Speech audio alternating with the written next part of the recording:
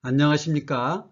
대상포진 후 신경통, 발생 후에는 치료가 어렵습니다. 라는 제목으로 말씀드리겠습니다. 오랜만에 인사드리겠습니다.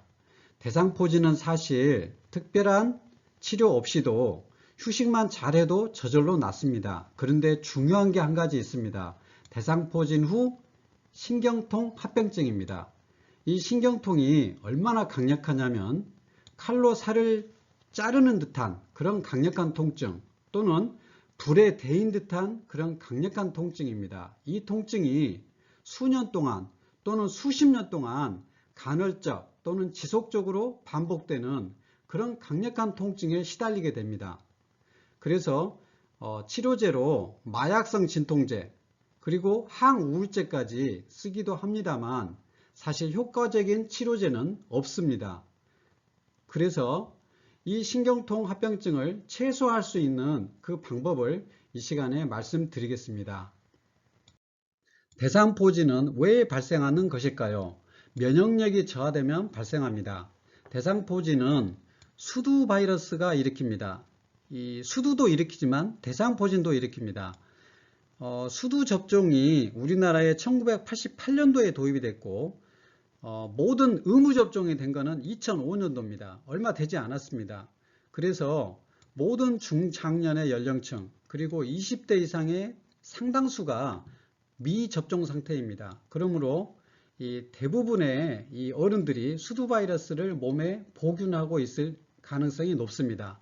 그러면 이 소화기 때 대부분 수두 바이러스가 감염되거든요. 그러면 이 척수신경절에 수십 년 동안 잠복해 있다가 면역이 떨어지면 대상포진을 일으킵니다.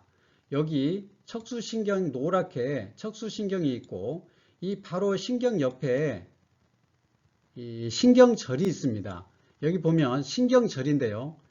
이 동글동글한 것들이 다 신경세포고 여기에 바이러스가 수십 년 동안 이렇게 잠복해 있습니다. 그러다 면역이 떨어지면 이 신경줄기를 타고 쭉 내려오면서 이 주위에 염증을 일으킵니다. 그러는 것이 바로 대상포진입니다.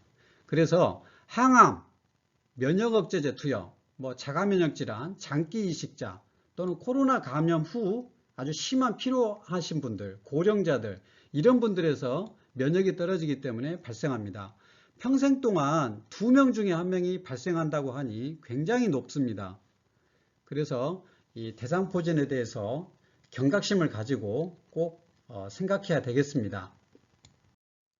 여기 뇌에 이 손가락 굵기에 척수신경이 있고 척수신경의 옆에 신경절이라고 신경세포가 모아져 있는 이렇게 동글동글한 것들이 다 신경세포인데요. 이게 신경절입니다. 여기 척수신경이 있고 이렇게 쭉쭉 나가는데요. 이 바로 옆에 이 신경절이라는 것이 있습니다. 그러면 이 신경절에 이런 척수신경세포가 있고 이 주위에 이렇게 바이러스가 잠복해 있습니다. 그러다가 면역이 떨어지면 이 신경줄을 타고 쭉 내려오면서 신경 주위에 염증을 일으키는 것입니다. 그러면 이 신경세포에 껍질이 있습니다. 이 수초라고 하는 이런 껍질이 있는데 이 껍질이 손상을 받습니다. 그리고 한번 손상받은 신경은 재생되지 않습니다. 그렇기 때문에 계속 이 신경통증을 오랫동안 일으키게 되는 것입니다. 이렇게 이 빨갛게 수포, 발진 이런 손상을 받으면 이 속에 있는 신경줄기가 손상을 받기 때문에 오랫동안 통증에 시달리는 것입니다. 그러므로 대상포진을 아주 무겁게 받아들여야 되겠습니다. 대상포진 증상이 어떤 증상이 있으면 병원에 와야 될까요? 약하는 몸살 증상과 함께 날카로운 통증이 피부에 생깁니다. 주로 앞가슴이나 뒷가슴 또는 옆구리 쪽에 주로 많이 생기고 또는 화끈거리거나 약간의 가려움이 혼재되어 나타나는데요. 대부분은 통증이 주증상입니다. 이것은 부증상입니다. 이렇게 통증이 생긴 직후 또는 하루 정도 지나서 빨간 발진, 수포 등이 발생합니다. 그러면 즉시 병원에 오셔야 됩니다. 그런데 피부 증상이 없는 대상포진이 약 30%나 됩니다. 그래서 통증이 있는데 발진이 없어요. 그래도 병원에 와야 합니다. 대개는 몸통의 한쪽에 발생하고 이렇게 발생하는 부위는 어디에나 가능합니다. 그런데 주의해야 될 부위가 두 군데입니다. 눈과 귀. 이 주위에 발생하면 시력이나 청력 신경이 손상받을 가능성이 높아집니다. 그렇기 때문에 즉시 해당 전문의 진료가 필요합니다. 그리고 대상포진 후 신경통, 이게 중요하다고 했는데요. 치료 시기가 늦을수록 잘 발생하고 또 그 강도도 심해집니다. 이게 얼마나 강력하냐면 이 손에 닿기만 해도 또는 옷에 스치기만 해도 또는 바람만 불어도 통증을 느끼기도 합니다. 너무나 강력하기 때문에 우울증이 생기기도 하고 마약성 진통제를 쓰기도 합니다. 치료는 항바이러스제를 일주일간 복용합니다. 거기에 소염 진통제 스테로이드제를 쓰는데요. 염증을 최소화시키는 것이 치료 목표입니다. 여기에 이렇게 껍질이 있는데 이 신경 껍질의 손상을 최소화시키는 것은 염증을 최소화시키는으로써 그 목표를 달성합니다. 치료 시기는 빠를수록 좋습니다. 발진이 나타나거는 초기에 치료하는 것이 중요합니다. 늦을수록 합병증 발생이 증가하기 때문입니다. 피부 증상이 없는 대상포진이 30%나 됩니다. 그래서 의심 증상이 있을 때는 꼭 진료를 빨리 받으시기를 추천합니다. 저희 병원에서는 비타민C 고용량 주사를 스테로이드와 함께 매일 3일 동안, 최소한 3일 동안을 주사하면서 이렇게 약물 치료를 같이 합니다. 그 목적은 염증의 최소화에 있습니다. 그리고 과로를 하시면 안 됩니다. 피곤하면 잘 낫지를 않기 때문에 충분한 휴식, 수분, 이런 영양제도 추천합니다. 그리고 중요한 게 한 가지 있는데요. 수포가 있거나 발진이 있을 때는 가족들이 가급적 만지시면 안 됩니다. 거기에는 살아있는 바이러스가 있습니다. 그리고 전염이 가능합니다. 이런 식의 이런 수포 있을 때는 터트리면 물이 나옵니다. 이런 걸 가급적이면 가족들이 만지시게 하면 안 됩니다.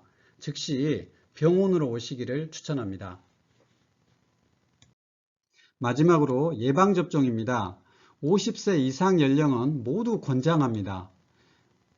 맞더라도 항체가가 평생 가는 것이 아니고 약 5년 정도 지속하다가 서서히 감소합니다. 그래서 10년 정도 후에는 재접종을 고려해야 합니다.